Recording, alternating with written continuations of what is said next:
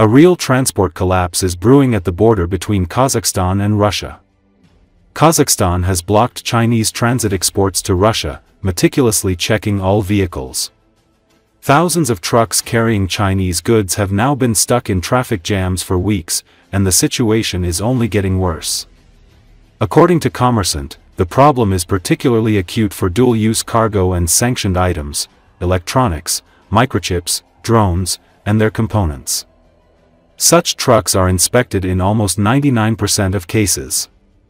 Even Moscow's closest ally is hesitant to engage in gray schemes due to the risk of falling under secondary EU and US sanctions. In the first days of October, another factor was added: China closed most of its border crossings due to public holidays. This means that already paralyzed supplies will be further delayed. Experts note that Kazakhstan is increasingly controlling cargo flows, allowing legal cargo through while effectively blocking gray imports to Russia. Logisticians admit that a number of goods are now simply impossible to transport through Kazakhstan. These include microchips, machine tools, and other products that could be used in the Russian military-industrial complex. Some carriers, in a panic, are already rerouting cargo via other routes: China, Mongolia, and Russia. But this is longer, more expensive, and still carries the risk of inspections. 1. For the third month in a row, gigantic queues have been recorded at the border. 2. Goods for the Russian military industry are effectively blocked. 3. Russia is left without key imports, and the economy is suffocated by sanctions. Kazakhstan, Moscow's closest ally in the EAEU and CSTO, is suddenly becoming a filter through which Russia can't smuggle gray imports. The economic impact is enormous. Disruptions threaten to halt production, including in the defense industry. Kazakhstan previously signed a number of significant agreements with the United States. Observers aren't ruling out the possibility of tacit agreements behind these agreements. Against this backdrop, Donald Trump has declared his desire to end the war. And this despite the Kremlin continuing to claim that sanctions aren't working. But reality suggests otherwise. Russia is sinking deeper into isolation, and even its allies are starting to play by the West's rules, experts say.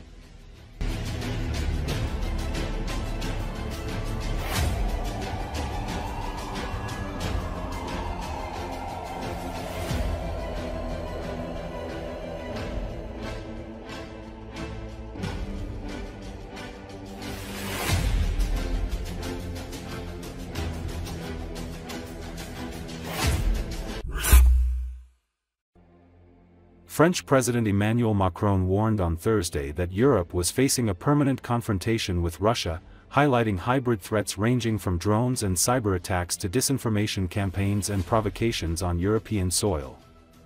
According to Associated Press, speaking to journalists on the sidelines of the European Political Community Summit in Copenhagen, Macron said France and its EU partners must raise our threshold of reaction, be present, coordinate closely with NATO, and above all strengthen European defense.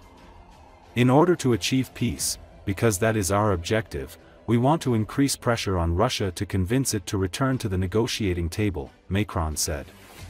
He stressed the importance of the EU's 19th sanctions package, which targets what he called Russia's shadow fleet of up to 1,000 vessels operating under questionable flags and financing up to 40% of Moscow's war effort. The captain of an oil tanker immobilized off the country's Atlantic coast, which President Emmanuel Macron linked to Russia, will go to trial in February over the crew's alleged refusal to cooperate, a French prosecutor said Thursday. Macron has alleged that the tanker belongs to Russia's so-called shadow fleet of aging tankers of uncertain ownership that are avoiding Western sanctions over Moscow's war in Ukraine. Macron linked the incident to Europe's wider push against the shadow fleet, stressing that the EU's 19th package of sanctions was designed to cut off these channels and reduce Russia's ability to sustain its war in Ukraine.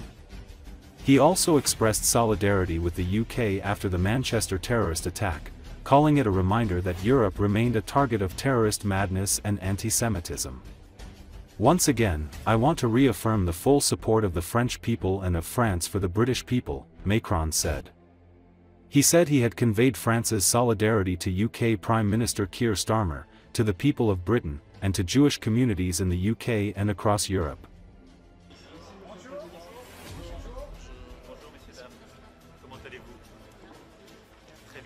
Dans le même cadre, afin d'obtenir la paix, parce que c'est notre objectif, nous voulons accroître la pression sur la Russie pour la convaincre de revenir à la table de négociation. C'est le sens du 19e paquet de sanctions qui a été pris par la Commission.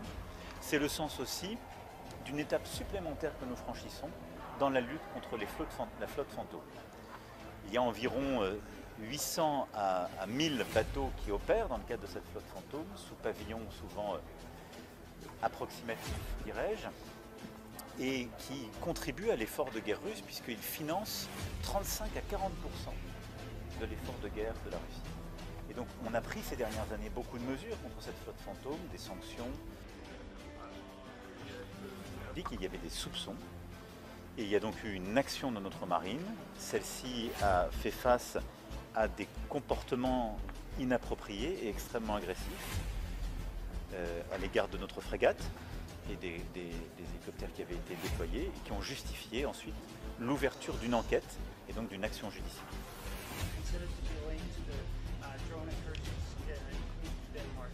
Nous sommes dans un moment de confrontation permanente avec la Russie qui utilise en quelque sorte toute la palette de jeux de l'hybridité pour venir nous bousculer. Des drones, aux avions qui arrivent dans l'espace aérien, aux attaques cyber, aux attaques informationnelles, ce que nous avons vécu aussi devant plusieurs mosquées françaises avec des vraies provocations et des attaques, tout ça, c'est la Russie derrière. En plus évidemment des actes de guerre que nous voyons en Ukraine, ou de l'hybridité en poussant des migrants à la frontière polonaise. Tout ça se passe en ce moment chez les Européens. Et donc face à ça, nous avons vraiment acté d'abord de monter notre seuil de réaction, d'être là, de nous coordonner très étroitement avec l'Alliance, mais en tout cas de consolider la défense européenne. Tout le soutien du peuple français et de la France à l'égard du peuple britannique. Ce jour qui est en plus très symbolique, l'attaque terroriste de Manchester est une nouvelle fois preuve que notre Europe est victime de cette folie terroriste et de l'antisémitisme.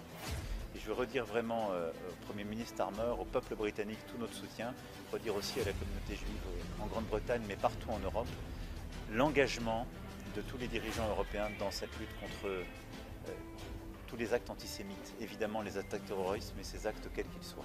Défense, mais nous sommes tous en train d'augmenter nos budgets, c'est des responsabilités nationales. Can you share with us a little bit?